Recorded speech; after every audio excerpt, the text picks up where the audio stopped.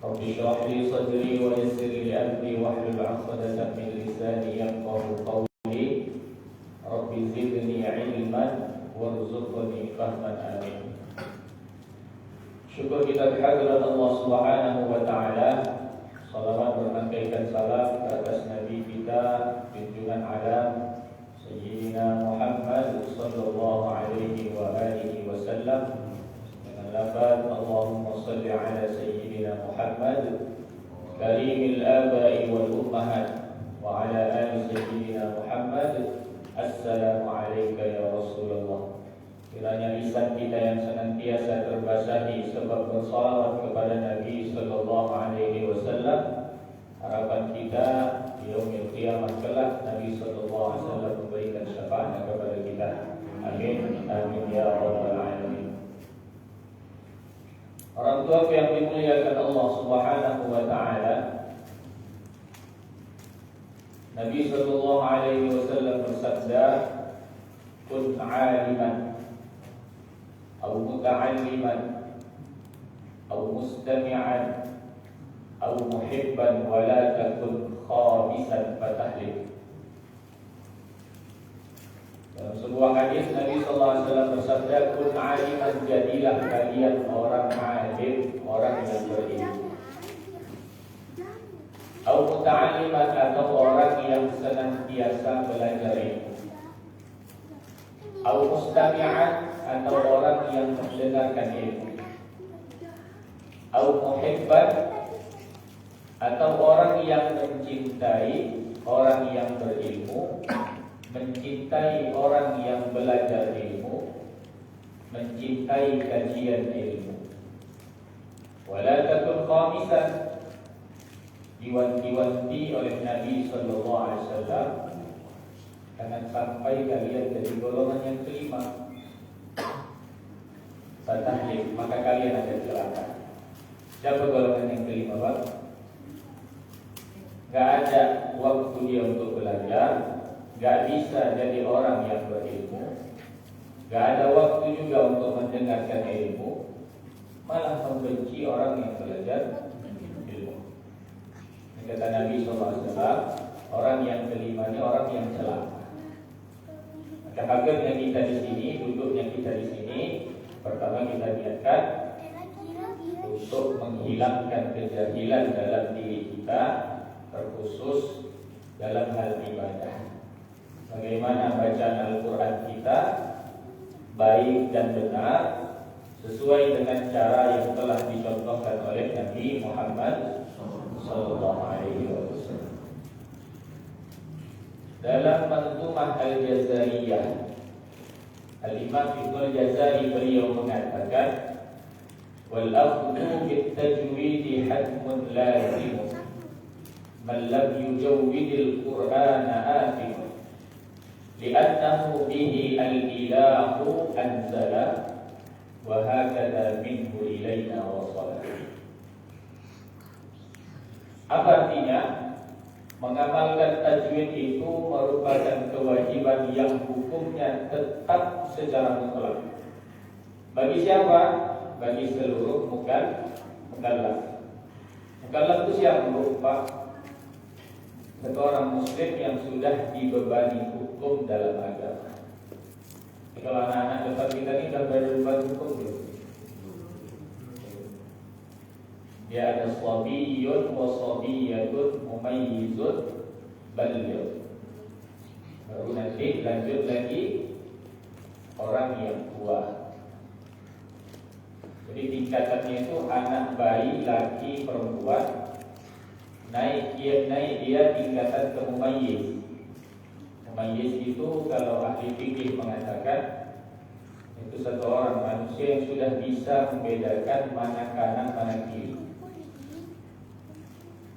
mana salah, mana yang benar. Kalau guru kami bilang, itu orang anak yang sudah bisa makan sendiri dan minum sendiri, itu mayyiz. Setelahnya ada baligh. Baligh ini baru orang yang sudah dikenai hukum dalam agama. Maka mengamalkan tajwid merupakan satu kewajiban yang tetap hukumnya secara mutlak bagi setiap mukallaf. Man lam yujawwidil Quran, sesiapa laki perempuan yang membaca Al-Quran dengan meninggalkan tajwid, fahuwa athim, maka dia berdosa. Li'annahu bihi al-ilahu anzala wa hakadha minhu ilaina wasal. Karena Al-Quran itu diturunkan oleh Allah Subhanahu wa ta'ala dengan tajwid, dan sampainya Al-Quran kepada kita pun bertajwid. Maka siapa yang meninggalkan bacaan Al-Qurannya tanpa tajwid, maka ini satu kefatalan, satu kesalahan yang mesti kita koreksi bersama. Lebih banyak di saat ini orang-orang mengkoreksinya itu dengan cara yang salah, hingga dia sebelumnya ahli dalam masjid, imam di masjid, bilal, muadzin, dan lain sebagainya, dengan cara yang salah menyikapi salahnya bacaan orang tadi, menjadikan orang itu lari dari masjid. Betul? Banyak sekarang kejadian, imamnya salah, tiba-tiba ditegur. Salah pak bacaannya pak, ditegur di keramaian, kan ditegur dengan cara yang hikmah, hingga besoknya uang yang imam tadi nggak mau selalu jadi gitu. Dan kalian ada yang imam, aku banyak salah, kecil hatinya. Maka cara menegurnya dengan cara yang baik.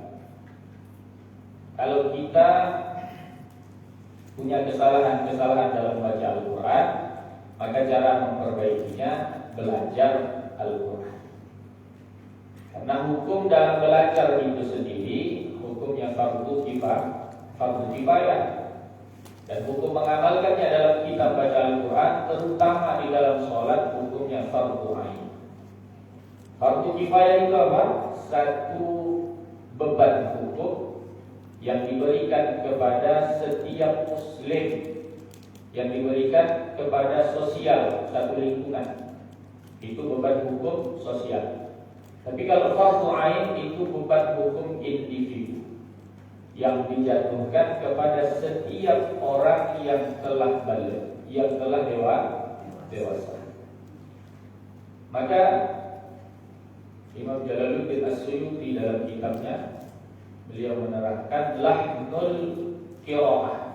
Kesalahan-kesalahan dalam baca Al-Quran itu dibagi dua oleh beliau. Ada lahnul jali, dan yang kedua adalah lahnul khafi. Lahnul jali itu kesalahan yang jelas, yang semua orang bisa menilainya. Ini anak-anak depan kita baru masuk FDA, FDPA, PPQ, PPA, dan diajarkan sekali sama gurunya. Besok hafal, masuk masjid dengan imam salah, balik ke rumah protes sama mama. Gak mau lagi lah hadir sholat, gak mau sholat apa? Dua imam bacaannya salah-salah. Betul? Betul. Bismillahirrahmanirrahim. Alhamdulillahi Rabbil Alamin. Bacanya dengan harokat yang lain. Contoh, Alhamdulillahi Rabbil Alamin. Semua orang bisa menilai. Itu namanya lahnul jali, kesalahan yang jelas. Tiga. Yang pertama, ibdalu harakatin bi harakatin, ibdalu sukunin bi harakatin, ibdalu harfin bi harfin. Merubah harokat kepada harokat. Seharusnya kasroh dirubah menjadi fathah, seharusnya fathah dirubah menjadi dhammah, dan seterusnya. Yang kedua, ibdalu sukunin bi harakatin, mengganti sukun kepada harokat. Harusnya huruf tadi mati, dijatuhinya di situ harokat yang bisa dibaca. Yang ketiga, ibdalu harfin bi harfin, ini yang paling fatal, merubah huruf kepada huruf. Berapa banyak kesalahan itu terjadi sama kita saat ini ketika baca Al-Quran. Contohnya apa? Alhamdulillahi Rabbil Rabbil Alamin. Pakai hak tipis dan pakai ain Al-Alamin. Diganti hak tipisnya dengan hak tebal, ainnya diganti dengan hak hamzah. Seharusnya apa artinya Pak? Segala puji ya Allah Rabbil Alamin, Tuhan sekalian. Alhamdulillahi Rabbil Alamin. Segala kehancuran bagi Allah, Rabbnya orang-orang sakit berbunuh. Itu apa sebabnya? Mengganti huruf kepada huruf. Apalagi mengganti harokat kepada harokat. Iyyaka na'budu wa iyyaka nasta'in. Kepadamulah kami menyembah dan kepadamulah kami minta pertolongan. Dibuang tasydidnya. Iyyaka na'budu wa iyyaka nasta'in. Pada matahari kami menyembah, pada matahari kami meminta pertolongan. Pantas selama ini doa kita belum didengar oleh Allah. Sebabnya apa? Banyak kesalahan-kesalahan yang tidak kita sadari terjadi dalam bacaan Al-Quran kita. Yang kedua adalah al-khafi namanya, kesalahan yang tersembunyi dan tidak semua orang bisa menilainya. Terkadang dalam satu kasus hanya orang-orang yang berilmu yang bisa menilai kesalahan tersebut. Apa contohnya? Contohnya salah wakaf atau salah berhenti. Itu nanti insya Allah akan kita bahas dalam jumpa-jumpa berikutnya. Apalagi salahnya? Tidak menggetarkan bacaan ro atau melebihi getaran pada hukum bacaan ro. Bismillahirrahmanirrahim. Harusnya ro itu punya 2 getaran saja. Alhamdulillahi bukan seperti itu. Jadi melebihi getaran atau dalam hukum takrir pada huruf ro. Apalagi meninggalkan gunnah ketika hukum gunnah. Tahu gunnah Pak? Bu? Dengung. Apa aja huruf yang didengungkan? Apa aja huruf yang melekat sifat gunnah pada huruf tersebut? Apa itu? Nun, salam, mim. Bahkan dalam makharijul huruf, yaitu tempat-tempat keluar huruf, itu ada satu makhraj yang tidak membahas huruf tapi membahas sifat yang senantiasa melekat pada huruf. Apa nama makhrajnya? Al-khayshum. Apa artinya? Rongga hidung. Rongga hidung. Rongga hidung itu tempat keluarnya sifat, bukan tempat keluarnya huruf. Sifat apa yang keluar dari hidung? Gunnah. Jadi kalau kita baca gunnah itu suaranya asalnya dari rongga hidung. Maka orang kalau baca dari a'udzubillah sampai shadaqallahul azim, suaranya kok senau, itu salah bacanya. Coba. Bu. Ada Bu. Ada gambar. Oh, itu. Jadi bacaan senau itu hanya pada hukum gunnah. Ini saya kasih rahasia. Saya kasih ilmu. Syekh Ashraf Al-Ja'fari dalam kitab yang sama, Manzumah Al-Jazariyah, beliau mengatakan bagaimana cara kita melihat, menilai bacaan gunnah kita itu sudah sempurna di al-khayshum atau di rongga hidung. Caranya 2. Yang pertama, ketika kalian baca gunnah, pegang tutup hidung kalian rata-rata. Kalau aliran suara masih bisa atau bacaan tadi masih berjalan, maka gunnah kalian belum sempurna. Tapi kalau berat rasanya, bahkan terhenti bacaannya, itu gunnahnya sudah sempurna. Suaranya berasal dari rongga hidung. Kita coba baca ya. Baca inna a'tayna kal kautsar. Gunnah itu ditahan 2 harokat sampai 3 harokat. Coba baca inna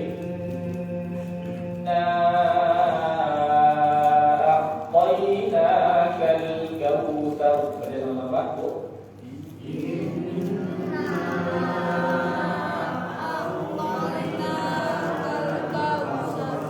Baca innanya, tahan hidung semua.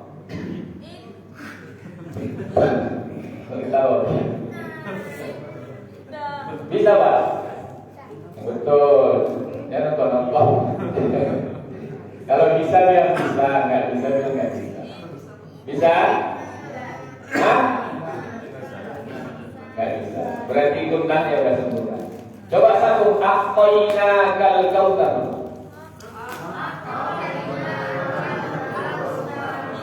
Keluar atau enggak? Betul. Keluar karena apa? Ada huruf gunnah di situ. Non huruf gunnah. Kalau nggak keluar berarti itulah tadi bacaan yang senau itu. Suara yang berasal dari hidung. Yang kedua, otak di mana otak? Belakang kepala. Pegang belakang kepala. Baca inna, sempurnakan gunnah. Apa yang Bapak Ibu rasakan?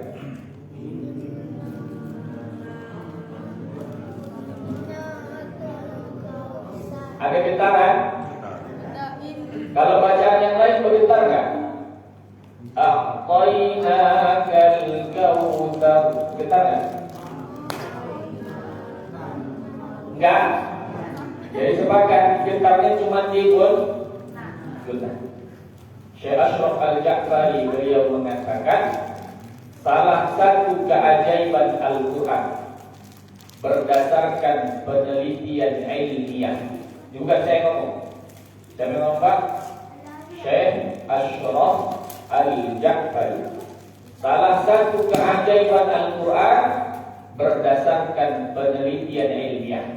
Orang yang senantiasa membaca Al-Quran dengan tajwid yang sempurna, getaran yang dihasilkan di belakang otak kita, di belakang kepala kita, ketika membaca Al-Quran menghilangkan sifat, menghilangkan sakit dari tubuh kita. Sakitnya apa? Pikun. Menghilangkan sifat kepikunan dari tubuh seorang manusia. Ada obat pikun? Ada. Al-Quran Pak. Ada obat pikun Pak. Cari orang yang senantiasa baca Al-Quran. Gak usah jauh-jauh di keluarga kita. Tengok umurnya. Insya Allah gak akan timbul, gak akan Allah berikan sifat pikun, lupa dalam kehidupan sepanjang hidupnya. Kalau dulu Pak Bu, 20 tahun yang lalu, kita tahu pikun itu hingga siapa? Orang tua. Al-ajiz, orang lemah. Orang tua yang umurnya rentang 50, 60, 70 tahun. Zaman sekarang semua orang bisa dihinggapi kepikunan. Jangankan orang tua, ini anak-anak depan ini. Mereka lah orang yang paling rentan hingga pikun sama mereka. Bang, sholat bang. Tadi udah sholat zuhur. Enggak, ini sholat asar. Udah mas, tadi zuhur. Ini sekarang asar, pergi ke masjid. Udah mah, ikutnya. Kalau baru sholat zuhur ya, suruh belajar. Udah, padahal suruh hakim ya. Betul Pak? Maka sering-sering ajarkan mereka baca Al-Quran. Biar apa? Satu keluarga Allah hindarkan dari sifat pikun. Nanti sampaikan sama keluarga kita Pak. Wa huwa al-hilyatut tilawah wa zinatul ada'i wal qira'ah. Dan tajwid juga merupakan penghias bacaan Al-Quran, yang mana bacaan Al-Quran menjadi indah karena tajwid. Saya pernah jadi satu tim konselor di satu panti rehabilitasi di Selesai, punya wakil wali kota Binjai. Jadi setiap malam saya masuk mengajarkan anak-anak rehabilitasi untuk kenal dengan Al-Quran dan semakin dekat dengan sunnah. Diajarkan ngaji, diajarkan sholat, diajarkan cara mandi wajib dan lain sebagainya. Semua kita ajari. Situ ada satu orang yang beragama Nasrani dari konselornya, bukan anak didiknya, Pak Wakil Wali Kota. Sebelum itu belum jadi Wakil Wali Kota. Ada apa? Ini ada konselor kita masuk Islam. Gembira. Sempat saya jelaskan cerita saya sampai di tempat. Ditanya, apa yang menyebabkan abang masuk Islam?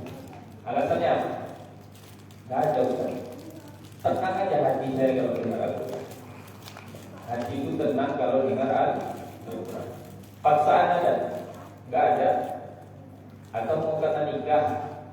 Enggak usah. Hati itu tenang kalau dengar Al-Quran. Itu dua kali dia bilang.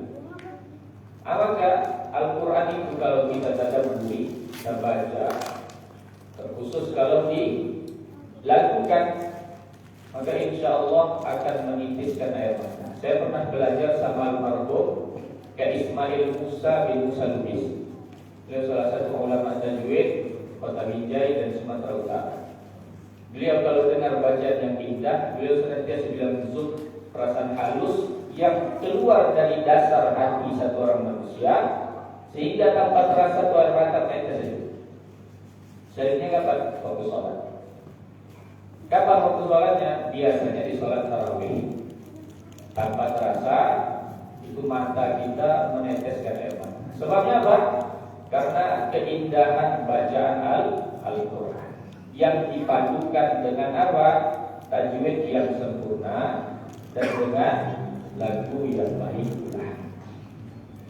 Agar orang yang dimuliakan Allah Subhanahu wa taala, maka untuk menutup jumpa kita malam hari ini, insyaallah kita akan baca surah Al-Fatihah bersama. Nanti saya baca sekali, boleh ikut semuanya. Sebelumnya ada satu hadis dari Nabi sallallahu alaihi wasallam. Beliau berpesan kepada seorang sahabat beliau, yaitu Sayyidina Abu Dzar radhiyallahu anhu. Ya Abu Dzar, la tarjuwa ayatan min kitabillah khairul laka min an tusalliya mi'ata raka'ah. Wa la tarjuwa fata'allama baban min al-'ilm umila bihi aw man yu'lam khairul laka min an tusalliya alaf raka'ah. Nabi berpesan kepada sahabatnya, yaitu Abu Dzar radhiyallahu anhu. Wahai Abu Dzar, kepergianmu untuk belajar satu ayat dari Al-Quran khairul laka min an tusalliya mi'ata raka'ah, lebih baik bagimu daripada salat sunnah 100 rakaat. Seumur-umur pernah kita salat sunnah 100 rakaat? Belum. Bu, udah pernah belum, Bu? 23 salat tarawih apa? Belum dah hatinya. Ya Allah, siapa lagi imamnya ini? Kok lama kali tidak bacanya? Besok malam tengok kalau jadwal Ustaz itu lari musola. Cari yang 11 saja lah. Yang 11 rakaat, 11 menit siap. Terus apa kata Nabi sallallahu alaihi wasallam? Wala antahu wa fata'allama baban min al-'ilm. Dan kepergianmu untuk belajar satu bab daripada ilmu, umila bihi aw mal yu'lam. Engkau amalkan ilmu itu atau tidak engkau amalkan, khairul laka min an tusalliya alaf raka'ah. Lebih baik, bukan sama ya, tapi lebih baik bagimu, kata Rasulullah sallallahu alaihi wasallam, daripada salat sunnah 1000 rakaat. Masya Allah. duduk sebentar, bahas satu kitab, bahas satu bab tentang apa? Tayammum. Tayammum itu kapan bisa digunakan? Tahu nggak? Pas nggak ada air, ya kan? Alhamdulillah kita kena hujan. Kapan bisa digunakan? Nggak tahu kan kapan? Maka kata Nabi SAW, itu lebih baik bagimu ketimbang apa? Sholat sunnah 1000 rakaat. Maka kalau banding-banding Bapak Ibu yang dimuliakan Allah, duduk kita sebentar di majelis ilmu itu gak ada bandingnya dengan duduk kita yang lama di tempat-tempat lain, itu gak ada. Hitung-hitungan dunia, kalau satu orang pedagang, hitung-hitungan yang duduk 1 jam di majelis ilmu, rugi gak Pak? Rugi. Tapi kalau hitungan akhiratnya, 1 jam bisa gak sholat sunnah 100 rakaat? Atau 1000 rakaat bisa Bu? Nah, bisa. Maka senantiasa kita dudukkan diri kita dalam kajian-kajian majelis ilmu. Untuk apa? Agar kita dapatkan kebaikan-kebaikan, keberkahan-keberkahan, dan tambahan ganjaran untuk kita kelak di hari kiamat. Insyaallah Pak ya. A'udzu billahi minasy syaithanir rajim. Yuk sama-sama. A'udzu billahi minasy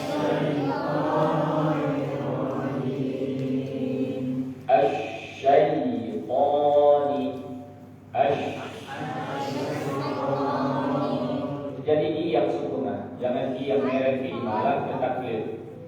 A'udzu billahi minasy syaithanir rajim. A'udzu billahi minasy syaithanir rajim.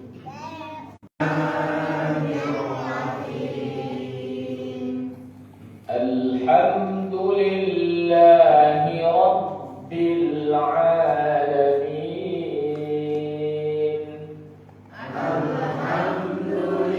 Alhamdulillahi Rabbil Alamin.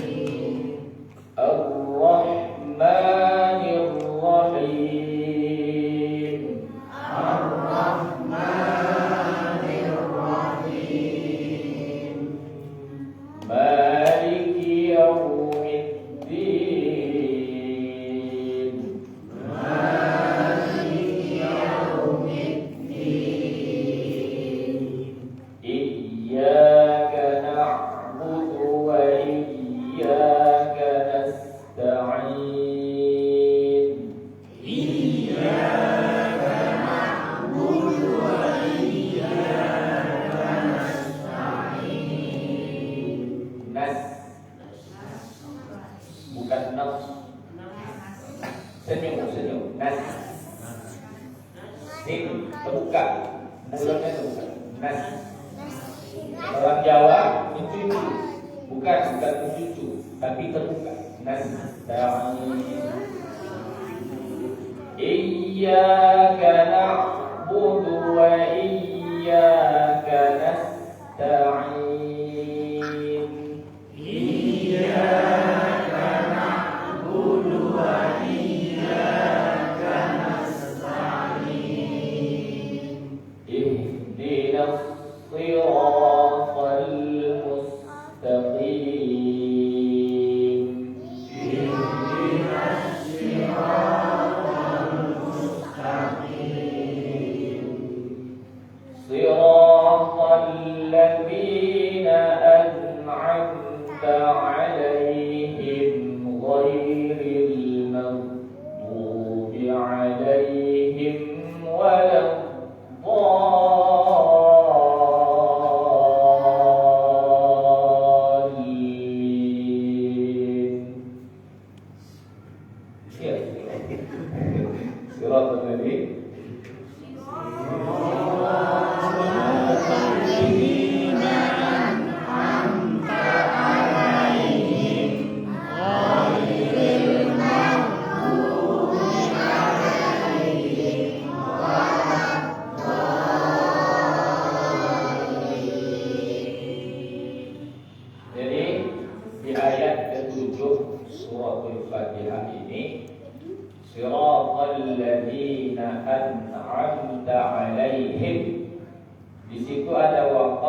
khilaful ulama.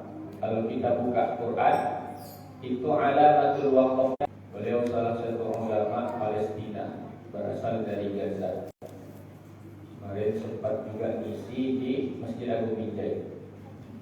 Jadi saya tanya sama beliau ketika tahsir dan talaqi surah Al-Fatihah, waqaf di alaihim yang pertama itu tinggalkan. Lebih baik waqaf di alaihim yang kedua. Siratal ladzina an'amta alaihim ghairil maghdubi alaihim. Ibtida'nya dari mana? Ghairil maghdubi alaihim waladdallin.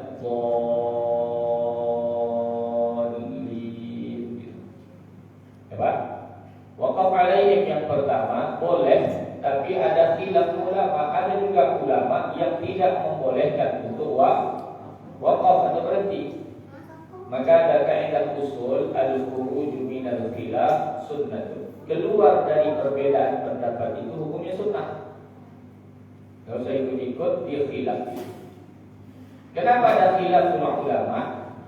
Ada sebagian ulama yang menyatakan ayat ke-6 itu siratal ladzina an'amta 'alaihim, ayat ke-7 ghairil maghdubi 'alaihim waladdallin.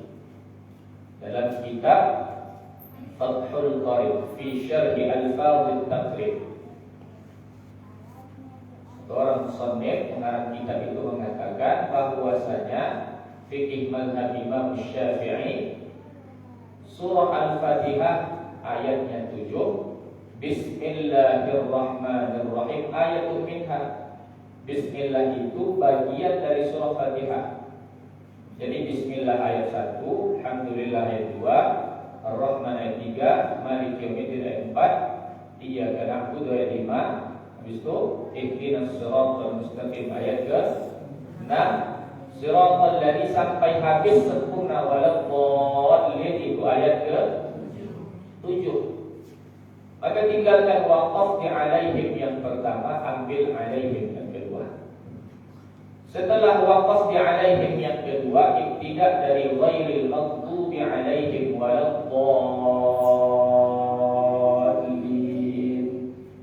Saya pernah talaqi sama satu orang murid, satu orang syekh dari Mesir. Beliau lebih keras dalam ayat ke-7 ini, bahkan beliau tak membolehkan waqaf sama sekali. Kepada gitu. Jadi waqafnya alaihim yang keduanya, ambil yang tengah-tengahnya. Waladdallin. Ada hukum namanya mad lazim mutaqqal ilmi. Mad artinya panjang, lazim wajib dibaca 6 harokat, mutaqqal berat ditandai dengan tasydid, ilmi terjadi di satu kalimat. Jadi definisi ringkasnya bahwa setiap ada huruf mad yang bertemu dengan huruf bertasydid, maka wajib dibaca panjang 6 harokat atau setara 3 alif. Jangan dikurangi. Waladdallin.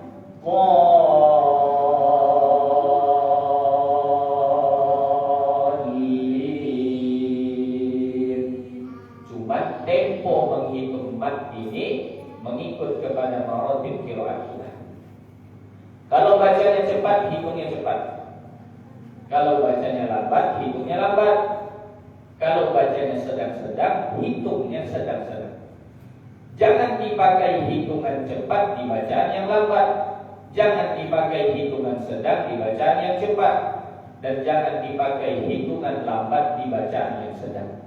Maka kalau kita dengar qori baca, kita hitung dengan jari kita sesuai dengan bacaan kita, nggak diubah. Kenapa? Hitung kita hitung bacaan cepat.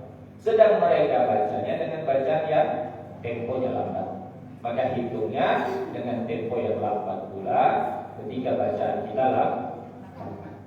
Tapi kalau bacanya kencang, nggak bisa hitung temponya dengan hitung yang sedang atau lambat. Hitung juga dengan hitungan yang kencang. Wallahu a'lam bishawab.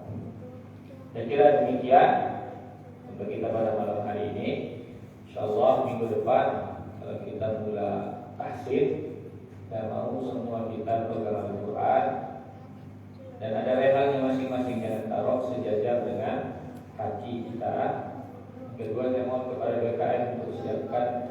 tulis sama spidol ya.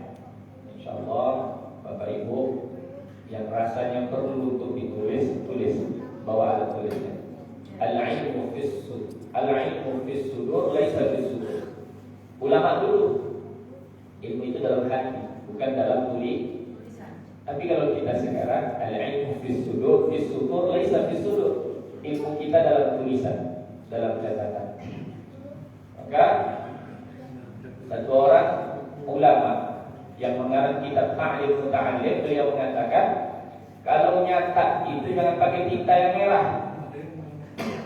Pertama, yang kedua, catatkan dengan baik hingga wafat engkau nanti bacaanmu masih bisa dibaca dan engkau tidak akan dihina oleh orang-orang sepeninggalan.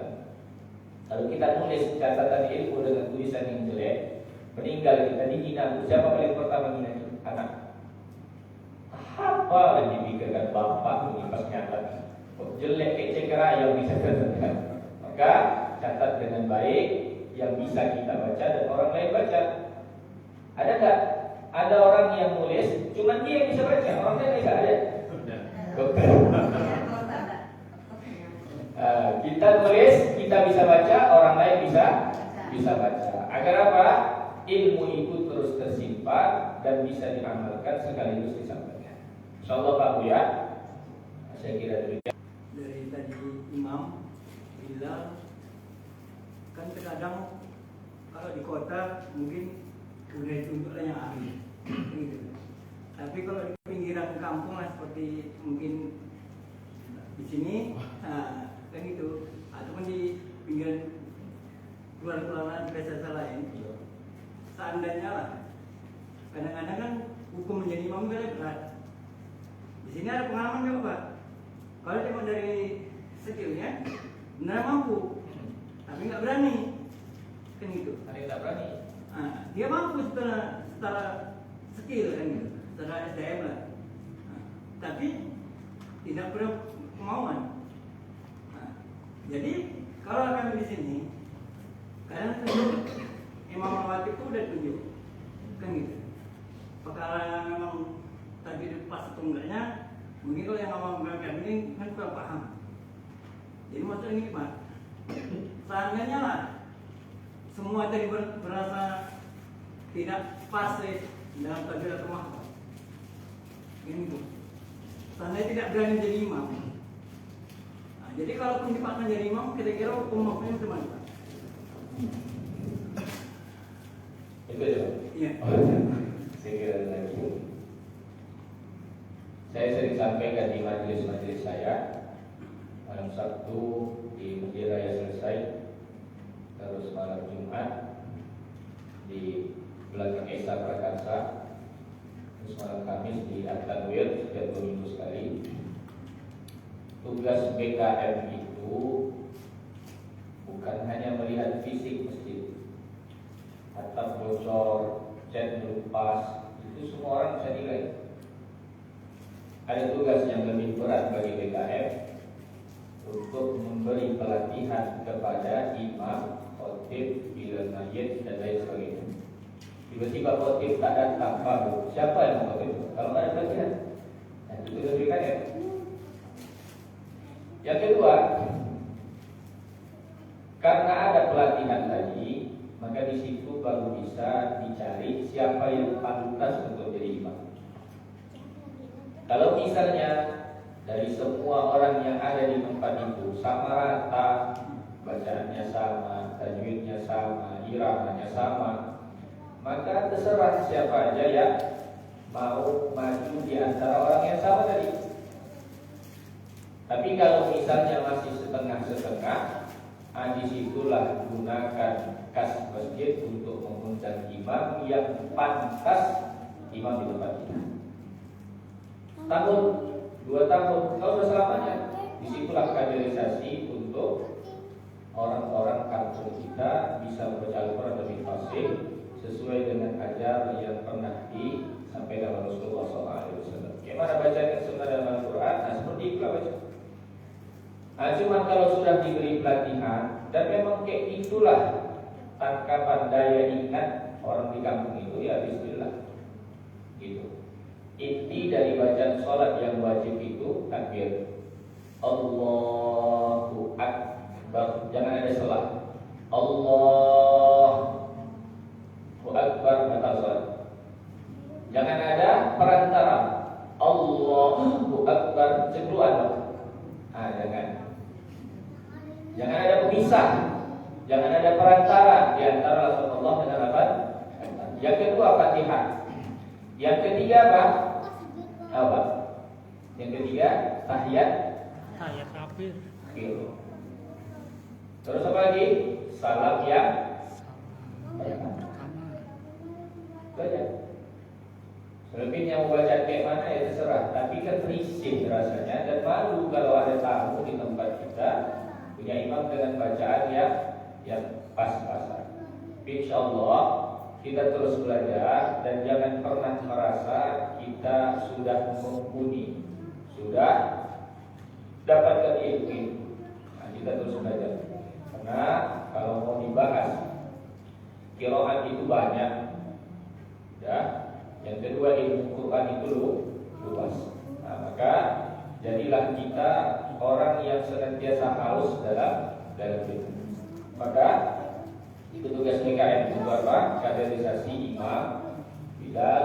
Terus yang ketiga khotib di satu tempat ketika dia telah diamanahkan oleh orang-orang masyarakat di kampung itu menjadi orang yang mengurus masjid atau badan penadiran masjid. Nah, seperti itu. Insyaallah. Jadi pelan-pelan dan ya untuk senantiasa hadir dalam belajar. Semoga Allah tambah ilmu buat kita, Allah berikan kefahaman kepada kita serta kemudahan untuk bisa amal dan sekaligus menyampaikan. Kita tutup dengan tasbih di bawah majelis. Subhanallah bihamdihi, subhanallah wa bihamdika, asyhadu an la ilaha illa